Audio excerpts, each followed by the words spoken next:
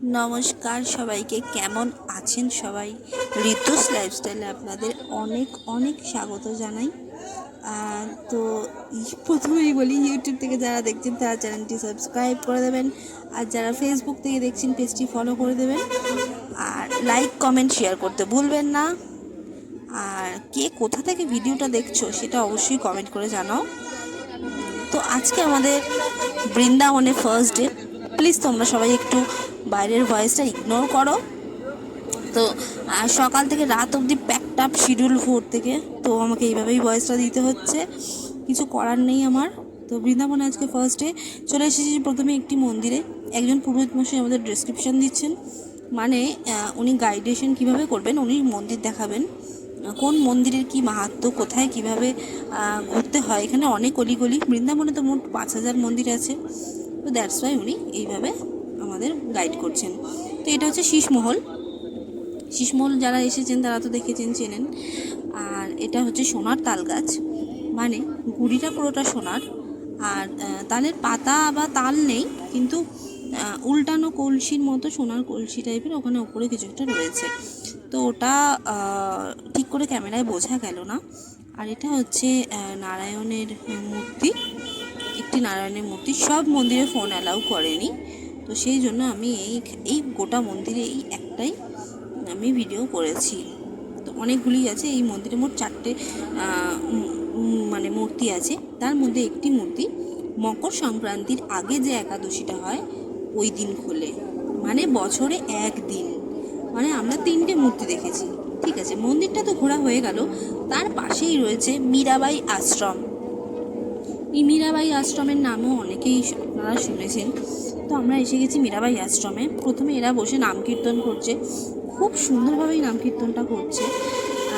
তো এটা একদম সন্ধ্যার সময়, তো দ্যাটস ওয়াই ওরা একদম নাম কীর্তন করতেই ব্যস্ত, মানে একদম মন দিয়ে সহযোগে যে যার নাম গান করছে, রাধে রাধে, কৃষ্ণ কৃষ্ণ। তো এখানে একটা জিনিস আমি নোটিস কি করলাম, হরে কৃষ্ণ কেউ বলছে না, আগে কিন্তু সবাই রাধার নাম নিচ্ছে।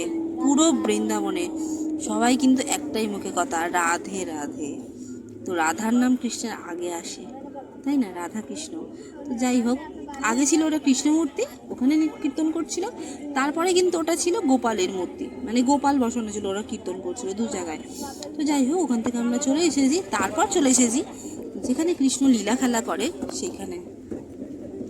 এখানে এখনও নাকি রাতের পর রাধা কৃষ্ণ, কৃষ্ণ ঠাকুর আর রাধা রাত্রেবেলা লীলা খেলা করে, তো কথিত আছে।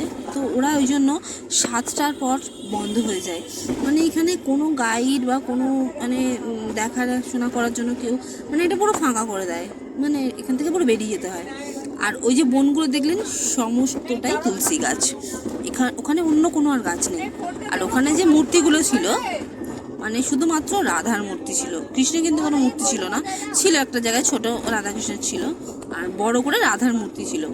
তো যাই হোক, দেখেছি ওখানে তো 500 টাকা জরিমানা, ওখানে লেখাই আছে ফোন আর ক্যামেরা ইউজ করলে 500 টাকা জরিমানা। সেই জন্য আমি ভেতরের কোনো ঠাকুরের বাইরে ভিডিও করতে পারিনি। আচ্ছা, ওখানে যখন এসেছি তখন প্রচণ্ড পরিমাণে বৃষ্টি হয়েছে, একদম মথুরাতে এই বৃন্দাবনে একদম চারিদিকে জল জল হয়ে গেছে। তো যাই হোক, তারপরে আবার একটি মন্দিরে চলে এসেছি বৃষ্টিটা থামতে। এটাও একটা বিশাল ধরনের মন্দির। যে কোনো মন্দিরের সামনে এই যে দেখো ছোট ছোট গোপাল, ছোট বড় মেজো সব রকম, একদম 5 বছরের বাচ্চা মানে যেরকম হয় তার থেকেও বড় বড় গোপাল আছে। মানে কত গোপাল দেখবে, এত তো লোভ লাগছে। আমার তো গোপাল আছে, কিন্তু তাও আমার ভীষণ পরিমাণে নিতে ইচ্ছে করছিল, কিন্তু ওর বাবা বললো ঠিক আছে এখন একটাই থাক, পরে নেবে। তো মূর্তি নিতে পারিনি তো কী হয়েছে, গোপালের জন্য কিন্তু আমি কেনাকাটা করবোই। তো ওটা আজকে করিনি, আজকে পসিবল হয়নি। মানে ওরা এত তাড়াতাড়ি যে এটা কেনাকাটা তো একটা টাইম চাই, তো সেটা আমার হয়ে ওঠেনি। তো চলো আগে মন্দিরটা দর্শন করা যাক। দেখো কত বড় এলাকা জুড়ে মন্দিরটা, বিশাল এলাকা জুড়ে, আর মন্দিরটাও অনেকটা বড়, দেখেছো? আর ওখানে একটা সেলফি মানে রিং লাইট ভিডিও আছে, তো ওটা করা যেতে পারে, কিন্তু ওখানে ওরা 50-60 টাকা বলছে। তো সেই জন্য অনেকেই করেনি, যে অত টাকা দিয়ে যে যার ফোনেই আছে ওই জন্য সেরকম কেউ করেনি। তো এখানে বানর প্রচুর আছে, পুরো মথুরাতে বৃন্দাবনে আপনাকে অ্যালার্ট করে দেবে, মথুরা বৃন্দাবন দু জায়গাতেই, যে এখানে কোনো রকম ভিডিও এখানে করা যাবে না, কারণ ফোন চশমা সমস্তটাই বাঁদর কেড়ে নিয়ে নিচ্ছে। সেই জন্য তো যাই হোক, রিস্ক নিয়ে করেছি। একজনের এরকম হয়েওছে যে ফোন কেড়ে নিয়ে নিয়েছে, সে অনেক কষ্টে নানা রকমের খাবার কিনে এনে দিয়ে তার ফোনটা ছুঁড়ে ফেলে দিয়েছে।